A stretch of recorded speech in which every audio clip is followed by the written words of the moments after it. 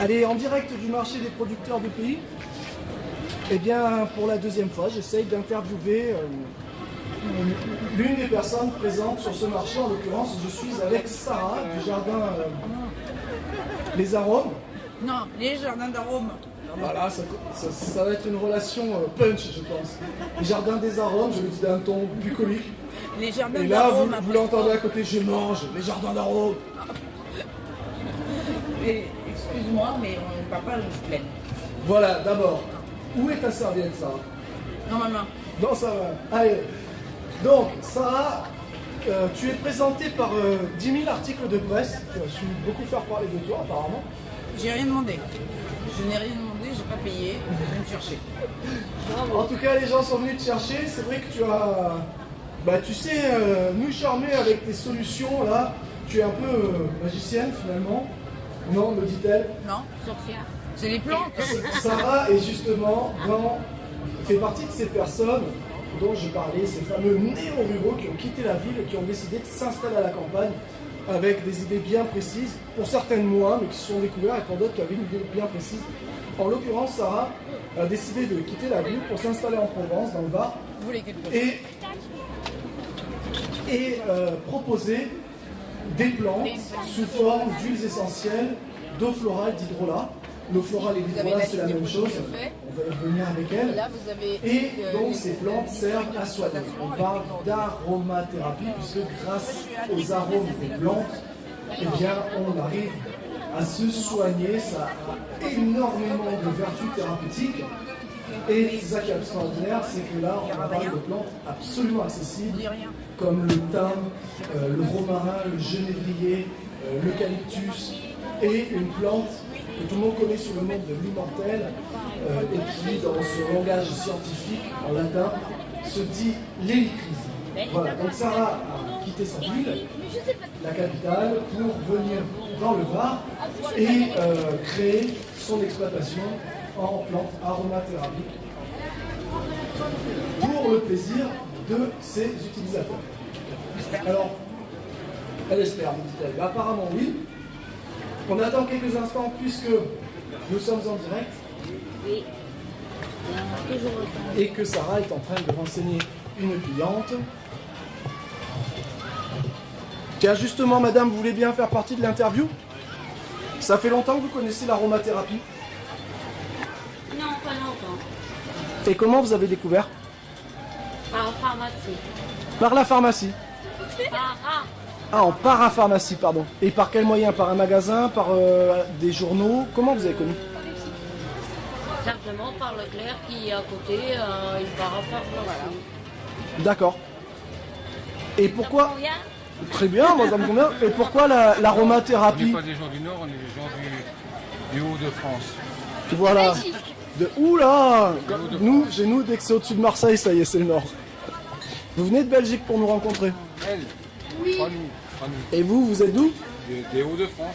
Des Hauts-de-France. Et où dans les Hauts-de-France? Septentrion.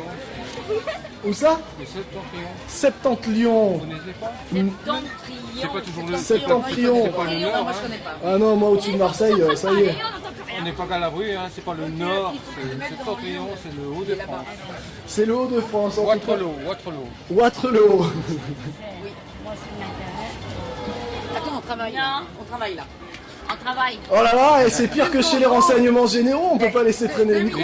J'ai ma fille qui a encore vécu là-bas, rue de la Conque, hein. Ouais. Ah mais Et elle s'est mariée ici.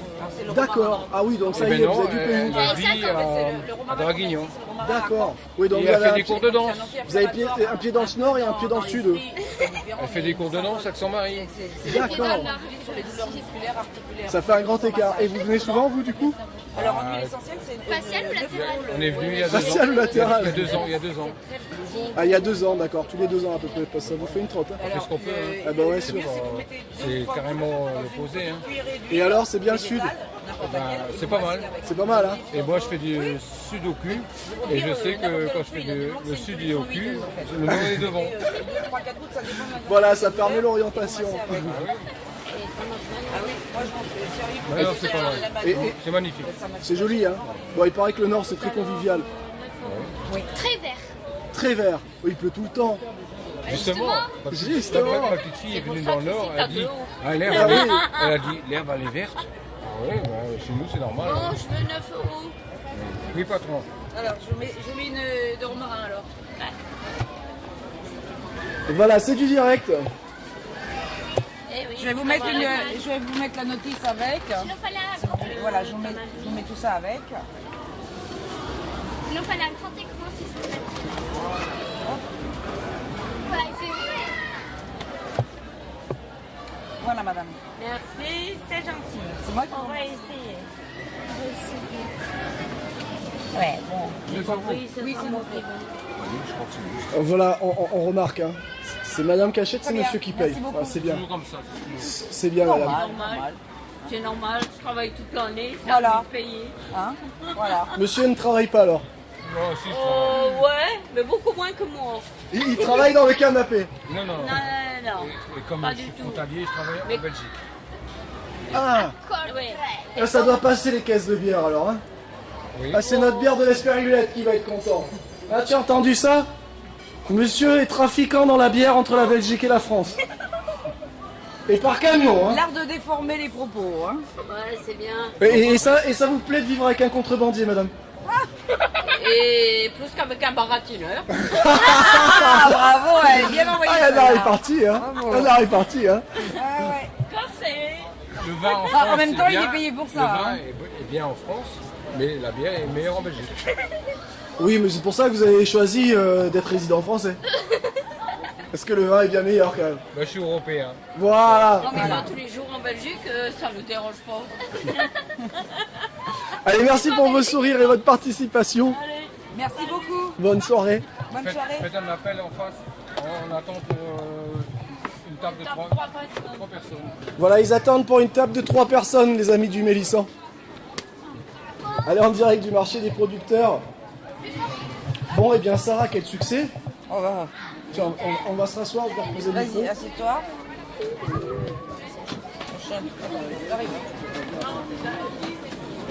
Bon, en attendant, moi, je grignote mon saucisson au piment d'Espelette.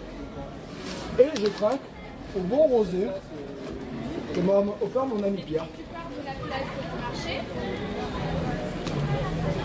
Qu'est-ce que tu as vendu là? Une huile essentielle de romarin. Alors le romarin, c'est bon pourquoi? J'ai pas le droit de le dire, tu le sais, ça c'est illégal, donc je Non, vais mais dire j'essaie pareil. à chaque fois. C'est anti-inflammatoire, c'est pour les douleurs musculaires et articulaires. Et on l'utilise en massage. Donc moi je le sais, mais pour ceux qui nous écoutent et qui ne savent pas, pourquoi c'est interdit de dire les vertus? Elles sont pas correctes? Non, c'est parce que la loi interdit de prescrire quand on n'est pas médecin ni pharmacien pour préserver les lobbies pharmaceutiques et les laboratoires qui veulent garder le monopole de la diffusion des plantes, hein, tout simplement. Et dans ces cas-là, c'est un peu schizophrène. Pourquoi on a le droit de vendre et pas de conseiller? C'est une excellente question que j'ai déjà posée à la répression des fraudes et j'ai pas eu de réponse. D'accord. Donc il y a un flou là-dessus. Est-ce que vous avez de la lavande? Non, j'ai pas de lavande. Mais c'est comme ça que ça se passe. On a le droit de cultiver, de distiller, mais pas de vendre, pas de prescrire. On peut vendre et dire à quoi ça sert. C'est pas grave, ça arrive. Il est compliqué ce gars quand même. Hein. J'ai pas cassé ton truc. Hein. Je pense pas. De toute façon, c'est pas moi. Hein. Il est tombé tout seul. 1, 2, 1, 2. Non, ça... Ça revient, c'est solide. Ah bon, ça va, ça m'a fait peur. C'est solide, c'est solide. Alors les herboristes ou autres ont le même problème que nous. On n'a pas le droit d'exposer les allégations. Depuis 7 ans, je les mets, mais on n'a pas le droit. Et cette loi a été votée, je crois, en avril 2010. Attends, je me permets de te couper Bernard parce que vu que on essaie d'enregistrer, moi j'ai entendu ce que tu as dit mais dans le casque j'ai pas entendu. Reprends du début et présente ce que tu fais d'abord. Ouais. Je suis producteur de spiruline à Fréjus. Dans le cadre de la loi, effectivement, une loi a été votée, je crois que c'était en avril 2010 par le Parlement européen, sous la pression des laboratoires, pour empêcher donc les herboristes et notre profession, donc l'aquaculture, les spiruliniers, nous n'avons pas le droit normalement d'exposer les allégations. Voilà. Sauf Qu'est-ce que c'est qu'une allégation? une allégation, c'est-à-dire qu'on détermine réellement le bienfait d'un produit. Dire à quoi ça sert. Voilà, à quoi ça sert. On n'a pas le droit de dire à quoi ça sert. Voilà. Alors, on n'a pas le droit de le dire. Par contre, maintenant, les herboristes comme nous, on a trouvé une parade, c'est-à-dire que la fédération a le droit d'éditer des petits livres pour donner les bienfaits et que ces bienfaits soient, comment dirais-je, vendus déjà. On ne peut pas les offrir. Hein.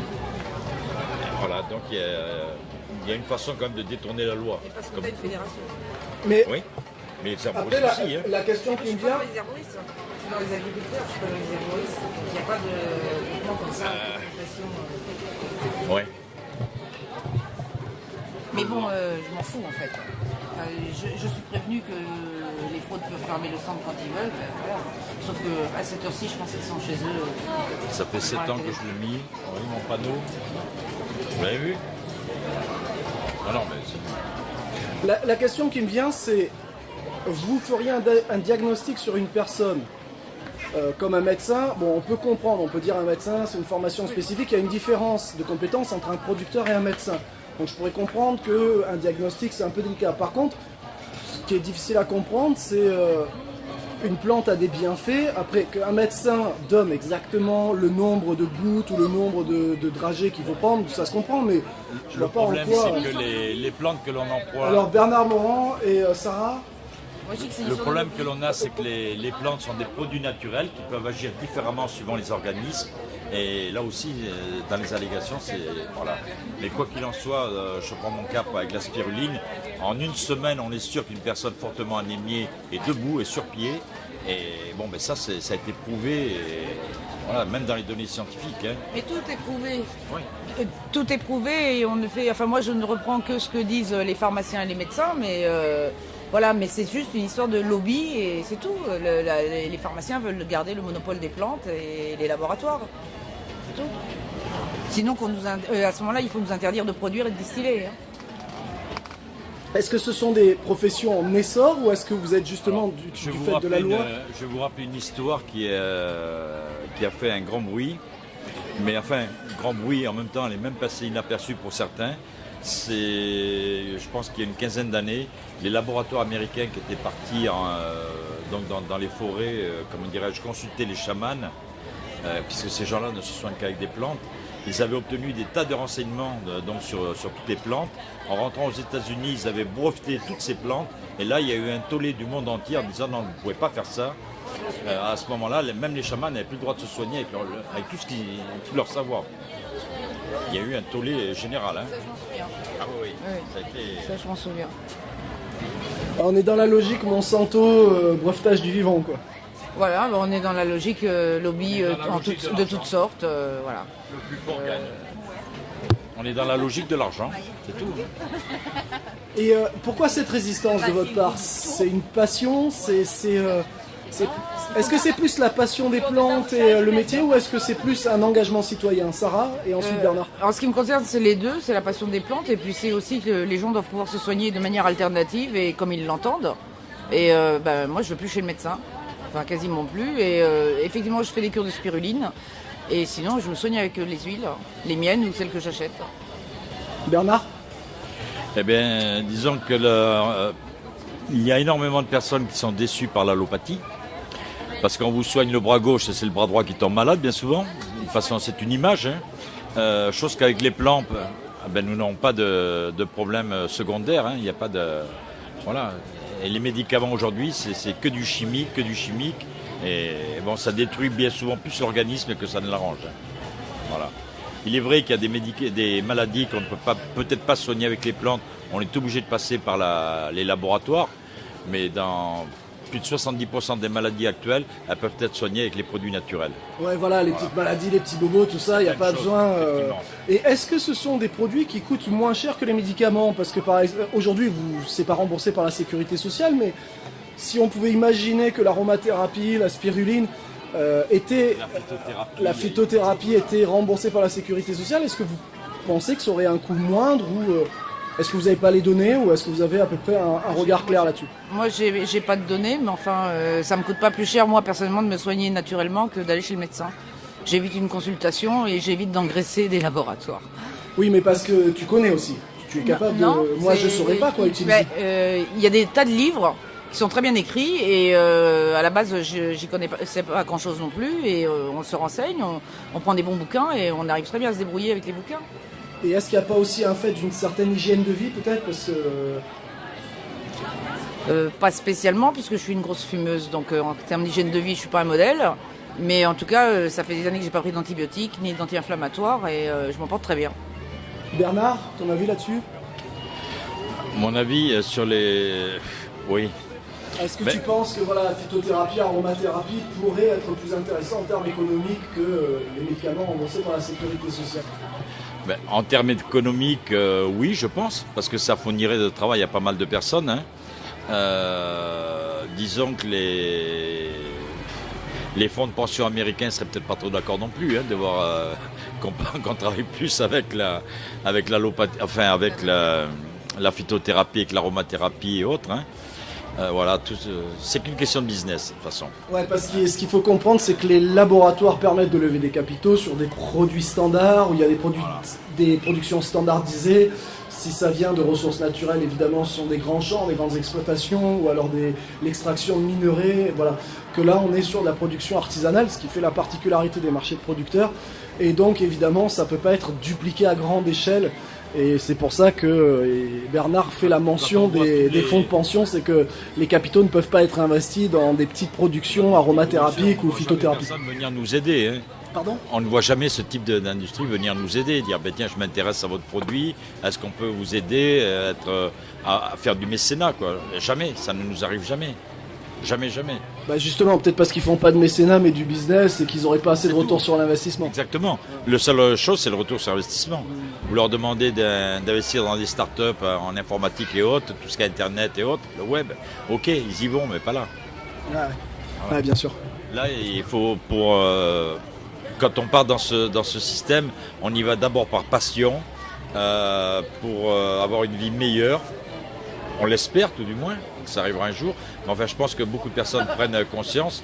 On le voit avec tous les procès qu'ont les laboratoires actuellement. Hein. Il y en a assez eu en France dernièrement. On ne va pas citer de nom. Hein. On peut. Hein. Ne serait-ce que Servier déjà. Hein. Voilà, donc en ce qui nous concerne, ça n'arrive pas. On voit rarement quelqu'un passer au tribunal parce qu'il a pris du genièvre ou... Voilà, ça n'arrive pas quoi. Quand tu dis une vie meilleure, c'est-à-dire tu l'entends pour tes clients ou tu l'entends pour toi en tant qu'exploitant agricole de ce que tu fais au quotidien? Pour mes clients et moi-même, c'est un tout. Hein. C'est un tout. Hein. On voit les jeunes femmes, le problème qu'elles ont eu avec le vaccin, comment vous appelez? J'ai rencontré une dame dont la fille, je ne sais plus le nom, le vaccin contre le cancer du col de l'utérus, qui fait des dommages collatéraux énormes. Et moi j'ai rencontré sur un marché la semaine dernière une dame dont la fille est en procès justement et il y a énormément de dommages collatéraux avec l'allopathie. Alors certes elle est utile dans certains cas mais pas toujours. Donc votre message ce soir ça serait finalement de promouvoir tout ce qui est aromathérapie, phytothérapie sans forcément dénigrer à 100% à l'allopathie mais en prenant du recul et en sachant que peut-être les maladies difficilement curable serait réservé à l'allothérapie. Je ne parle pas que de ça, je parle dans tout, dans les traitements des fruits, dans le traitement des légumes, dans la façon de produire. Il y a plein de choses à remettre à plat. Et dans tous ces domaines, uniquement c'est business, c'est argent et voilà. On ne se soucie nullement de la santé des gens. Ni de l'environnement. Voilà. Ni de l'environnement, ni de ce qu'on va laisser à nos enfants. Sarah, oui, je précise, est en agriculture biologique, ce qui n'existe pas encore avec la spiruline. Il n'y a pas encore la mention. On y arrive. Il nous manquait 2 éléments essentiels, c'était l'azote sous forme ammoniacale en bio et le phosphore. On va toucher au but, voilà. On va pouvoir avoir notre label. Je ne sais pas si là une fois, si on va mettre le AB dessus, parce qu'encore une fois, c'est un piège à Anne, quoi, si on peut dire. Hein. Payer EcoCert pour avoir le label AB, je veux bien, mais enfin... Après, il y a la conscience. Je suis tout à fait d'accord avec toi. Alors, Sarah ? J'aime autant être, comment ça s'appelle l'autre label, Nature et Progrès, qu'EcoCert. La différence pour les personnes qui ne connaissent pas EcoCert, agriculture biologique et Nature et Progrès. EcoCert, c'est une société avec des capitaux, voilà, on est obligé de payer pour avoir notre label. Nature et Progrès, on est contrôlé par des producteurs, hein. Il y a une confiance qui s'installe avec Nature et Progrès que l'on n'a pas avec EcoCert. EcoCert viennent chez vous, parfois ils ne contrôlent même pas, ils vous demandent le chèque et ils s'en vont. Voilà, donc on voit, c'est encore une fois. Je pense qu'en ce qui concerne les organismes certificateurs, ça dépend du certificateur. Parce que moi, je sais que j'ai 2 contrôles par an minimum. Et c'est des contrôles qui durent 4 heures.